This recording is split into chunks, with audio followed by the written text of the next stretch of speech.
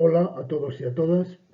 Mi nombre es Bernardo Riego, soy profesor de la Universidad de Cantabria, historiador de la cultura visual y de las imágenes. Tengo muchos artículos y muchos libros publicados de diferentes aspectos y ya participé el pasado año en el Congreso Hermes en esta misma modalidad diferido, y este año he propuesto y se aceptó por los revisores una aproximación a un tema que a mí me parece muy importante y del que hay muy poca investigación en España todavía, y es el hecho de cómo el fotograbado va a crear las condiciones para la iconosfera contemporánea y para que las imágenes con aspecto fotográfico puedan ser difundidas. Se trata, por lo tanto, de una visión general que luego precisaré ya con el aparato crítico, etcétera, en el texto que publicaré también en el Congreso, pero lo que quiero sobre todo es poner de manifiesto cómo hay toda una tecnología industrial que no se le da importancia a lo largo del tiempo y que en estos momentos, sin embargo, es clave para poder entender cómo las imágenes se han difundido y cómo todo el siglo XX, desde la sociedad de las masas en adelante, ha sido posible ver el mundo, entenderlo fotográficamente gracias al fotograbado, ¿no? Bueno, pues desde esta perspectiva quiero trabajar, y para ello vamos a pasar a la pantalla siguiente. Bueno, desaparezco yo de pantalla y ya nos dedicamos a ver lo que he preparado desde la perspectiva de la comunicación. En primer lugar, lo que quiero decir es que esta comunicación y el texto que escribiré en su momento para el Congreso se lo quiero dedicar a la historiadora Marilú Suyez, una gran amiga que nos dejó no hace tanto, que fue la primera que abordó entre nosotros esta cuestión en un libro que se publicó en el año 89, en 1989, en Biblioteca Nacional, con motivo de 150 años, 150 aniversario de la fotografía, y ella hizo un trabajo, el primer trabajo sobre imagen fotográfica en medio impreso, que también llevó a su libro muy leído y divulgado de historia de la fotografía, que publicó desde el año 81 en varias ediciones y fue mejorando. Y en mi caso concreto, en el año 2001, con motivo de mi tesis doctoral, hablando del papel de la imprenta y de los métodos narrativos del grabado en madera y de la fotografía en el 19, cerré el libro justamente con la aparición de la primera reportaje en fotograbado en 1885 con motivo del terremoto de Andalucía, que hizo el fotograbador de Girona, Heribert Mariz Correna. He publicado sobre ello ya en ocasiones anteriores, y este es el punto de partida que ahora va a dar lugar en algún momento a una monografía sobre la sociedad de las masas, el espectador de la sociedad de las masas en España, y luego la hibridación entre cine, tarjeta postal ilustrada, revistas gráficas, etcétera. Entonces, de alguna manera, todo esto es un poco el cierre, como he hecho siempre, de trabajos previos para hacer la monografía, ¿no? Bueno, lo primero que quiero contar es que las imágenes se han difundido históricamente en nuestras sociedades gracias a la imprenta. Y la hegemonía de la estampa es algo que no podemos obviar, y de hecho, en el caso de la fotografía, no deja de ser que los sistemas de fotograbado son también sistemas de estampa, es decir, que toda la iconosfera contemporánea de fotograbado que vamos a ver en esta comunicación, en gran parte se crea gracias de nuevo a la imprenta, porque la fotografía circula, el 19, pero circula poco, como enseguida veremos, ¿no? Por lo tanto, yo creo que es importante reivindicar esta tecnología que ha sido olvidada, porque ha sido de carácter industrial y porque no se le ha dado demasiada importancia, pero que ha sido fundamental para poder ver la realidad fotográfica de nuestro tiempo, desde finales del 19, básicamente, hasta todo el siglo XX y hasta la llegada de las tecnologías digitales, que de alguna manera son herederas, pero de otro modo, de lo que fue el fotografado. Ya las técnicas no tienen nada que ver, ¿no? Bueno, en primer lugar, quería contaros es que la imprenta es una tecnología que genera textos. Hay muchos historiadores que han trabajado este tema y pocos que han trabajado el valor y la importancia de las imágenes en la estampa. Uno de ellos es Ivins, que es un trabajo del año 55, 1955, muy importante. Y en este sentido, el 19, nos encontramos con dos tipologías de uso bastante claras. Por un lado, mercados de estampas que se dedican al uso privado. Por ejemplo, aquí tenemos una estampa, un grabado de un libro de Joan Amades, un antropólogo catalán muy importante de los años 30, que muestra una casa humilde catalana con dos payeses y una estampa religiosa muy deteriorada colgada en la pared. Y aquí vemos una imagen de Madrid de un espectáculo de linterna mágica y vemos aquí también una estampa, un grabado colgado en la pared, que no es fotografía todavía, ¿no? 1949. Esto lo que puede ser espartero, porque circula mucha litografía de espartero en la época, lo que indica es que ha habido un uso, por un lado, estético, funcional, que vamos a ver cada vez sabiendo más de él, aunque es cierto que todavía nos queda mucho por saber. Y luego el otro gran medio difusor ha sido la prensa. Aquí tenemos el Semanario Pintoresco Español, ver el mundo a través de la prensa impresa, no solamente los textos, sino también las imágenes, es uno de los proyectos de la prensa pintoresca y luego de la prensa ilustrada. Aquí tenemos la Ilustración, el gran periódico que sigue el modelo europeo de Ángel Fernández de los Ríos y que también da mucha importancia a la imagen, ¿no? Y aquí tenemos a Canaletto es un fragmento de un cuadro en el que se ve un mercado de estampas eh, que realmente sabemos, sabemos poco de esos mercados, esa importancia que tenían, pero tenemos que seguir estudiando y profundizando más. Y luego, bueno, los hitos de los grabados, por ejemplo, esto es una estampa en litografía de 1838 del Panorama, que es una de las muchas revistas del 19, no ha nacido todavía la fotografía, pero estos hitos van a pasar a la tarjeta postal ilustrada, obviamente a la fotografía, a la carte de visite, y van a pasar también al cine de los Lumière, y van a seguir, digamos, persistiendo en diferentes tecnologías de representación. Por lo tanto, estamos ante unas tecnologías de imágenes en las cuales no podemos desdeñar a la imprenta, que ha sido decisiva, como vamos a seguir viendo en esta comunicación, ¿no? Bueno, ¿cuál es una de las razones por las que la imprenta tiene tanta importancia en la difusión de la fotografía? Bueno, porque hay un proyecto fallido que se ve muy bien en las actas de la academia. Yo tuve el privilegio de hacer una investigación hace años sobre la recepción de la fotografía en España y estuve en la Academia de Ciencias de París y que yo creo que desde Giselle Freud nadie o casi nadie había visto las actas originales, todo el mundo repetía lo mismo de Aragó y tal, y yo me encontré con cosas muy sorprendentes, como que por ejemplo el daguerrotipo se le entendía como un grabado al agua fuerte por el tema de la inversión lateral, porque recordaba mucho al aguafuerte. Monlau, por ejemplo, que introduce la fotografía en Barcelona a través de la Academia de Ciencias, ve un aguafuerte en el primer daguerrotipo que ve en el taller de Daguerre, pero sin embargo el proyecto fracasa. No es posible poner en las prensas de imprenta, poner un daguerrotipo y que copie la imagen con su apariencia tonal en el papel junto a la tipografía. Eso fracasa. El método de Talbot negativo positivo abre el camino a la difusión de la fotografía. La fotografía circula fotográficamente en el 19, pero no circula a miles y miles de imágenes. Lo que estamos viendo hoy de historia de la fotografía es una compilación de imágenes que la gente de aquella época no podía ver. Por ejemplo, de los viajes de Isabel II, la reina encarga 24 copias y es lo que se ve, más luego las litografías y las transcripciones que hacen en dibujo, porque gran parte de las imágenes fotográficas que se utilizan para la prensa se van a transcribir grabado en madera inicialmente en estampa, en dibujo, en estampa dibujada, y lo que se hace, por ejemplo, que tenemos una de Santander, 1861, homenaje a Isabel II que ha visitado la ciudad, una arquitectura efímera o arco del triunfo, como se llaman. Lo que ha hecho el grabador ha sido reproducirlo para una revista del Museo Universal de la época, ha quitado todos los ruidos fotográficos, ha metido las convenciones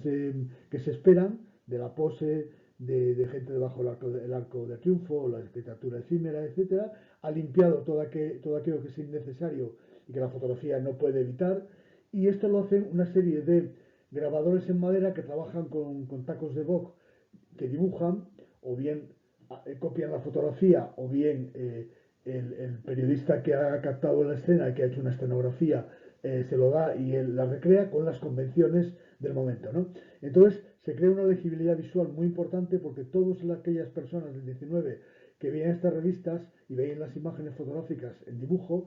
entendían perfectamente su significado ideológico a un golpe de vista. Nosotros ahora tenemos que hacer una arqueología de la mirada para poderlo entender. Se puede hacer. De hecho, mi investigación, que habéis visto el libro anteriormente, iba en esa dirección, ¿no? Entre otras cosas. Y en el taller lo que hacían era, lo grababan el taco de madera, le iban reduciendo, le iban dando relieve,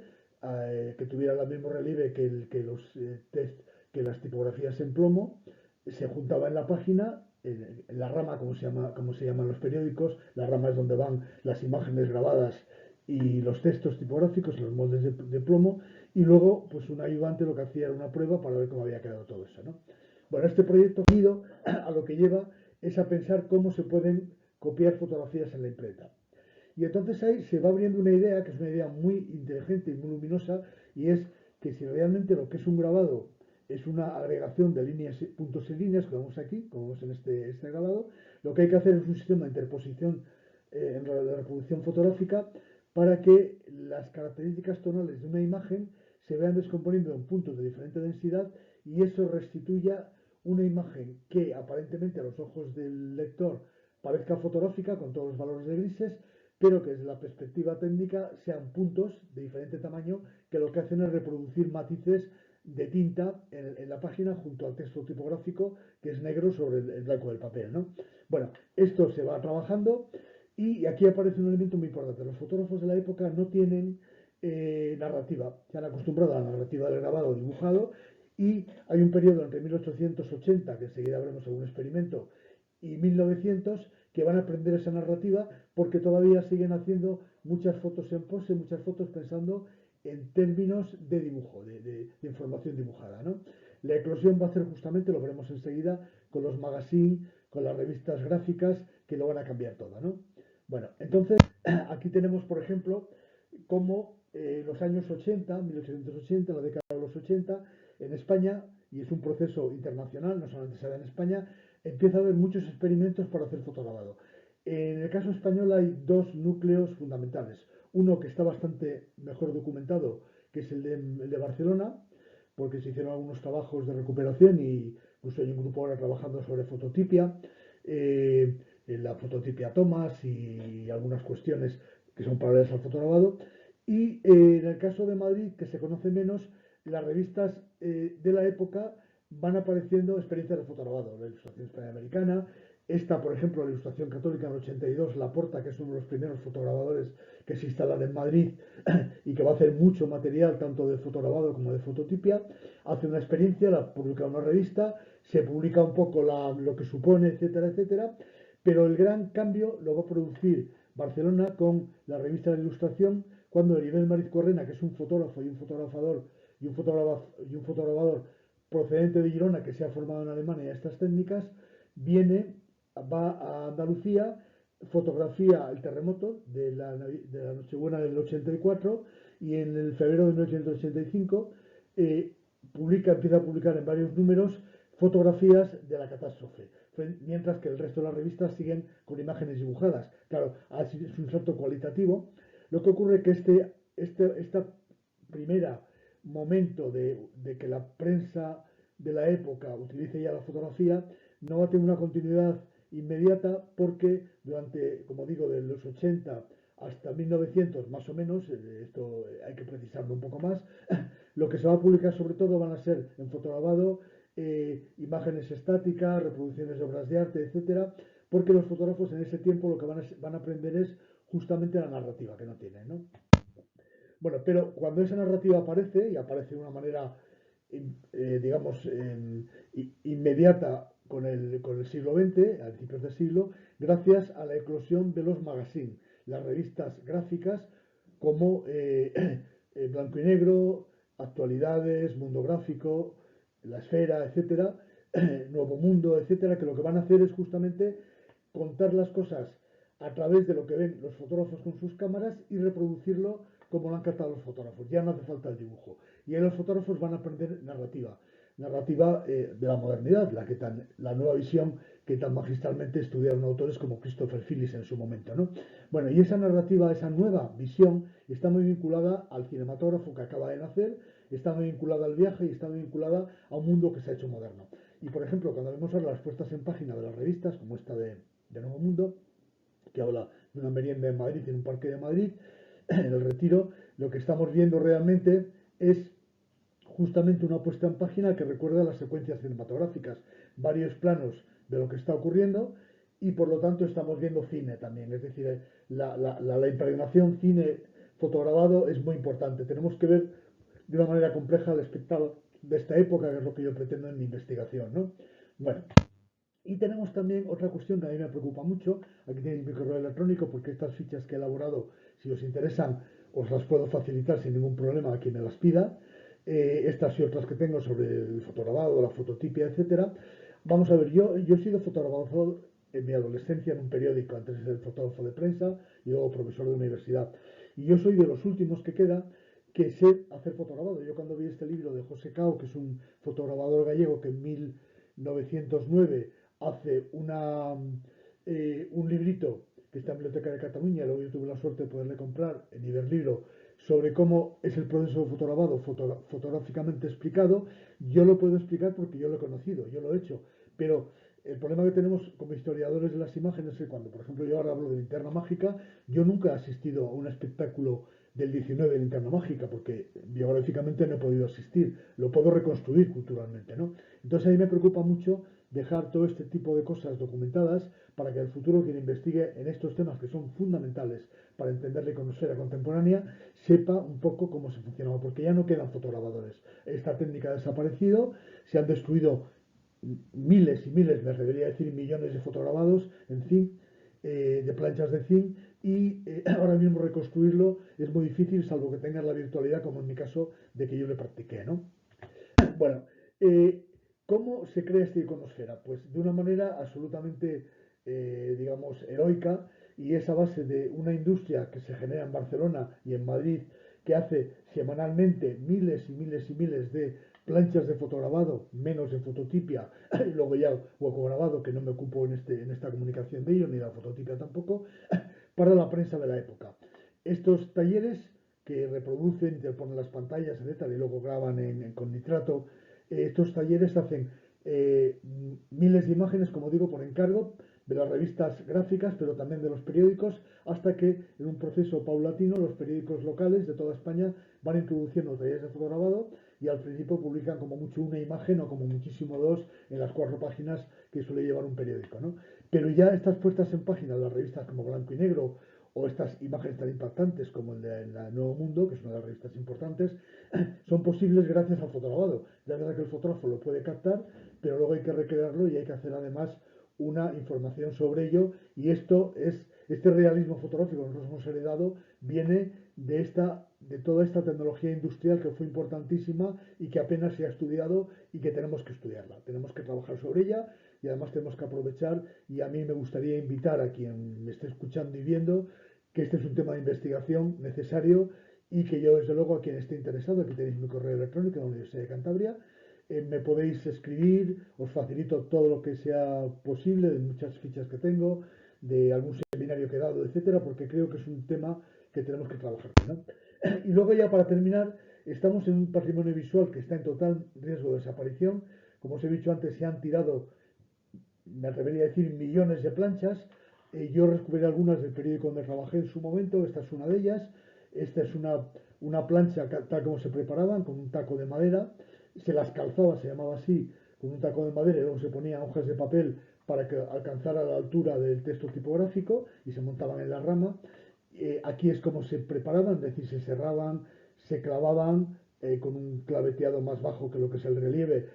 mordido en ácido, que es el que acompañaba al texto tipográfico. Era un trabajo justamente de artesanía que luego daba estos resultados y que además es una técnica industrial que se ha perdido. Se ha perdido porque han desaparecido los fotograbadores, porque han desaparecido los talleres y porque desde la llegada de los en España en los 70, pero también luego con la llegada de la imagen y la prensa digital, todo esto es arqueología, pero tenemos que reivindicarla. Todas las técnicas de serrado, calzado, etcétera, que yo las conozco muy bien, hay que explicarlas, hay que contarlas. Yo lo haré un poco en el texto que haré para el Congreso Hermes, pero también en mi monografía quiero que todo esto quede en memoria, como la puesta en página y muchas cosas, y todas las teorías que existen, porque creo que estamos ante algo que debemos hablar. Bueno, con esto dejo terminado el trabajo. Os doy las gracias por vuestra atención, estoy a vuestra disposición para todo lo que queráis y espero que os haya interesado mucho mi comunicación, que sé que es novedosa, pero que tenía muchas ganas de contarla y de compartirla en un congreso tan importante como este. Un saludo a todos y a todas.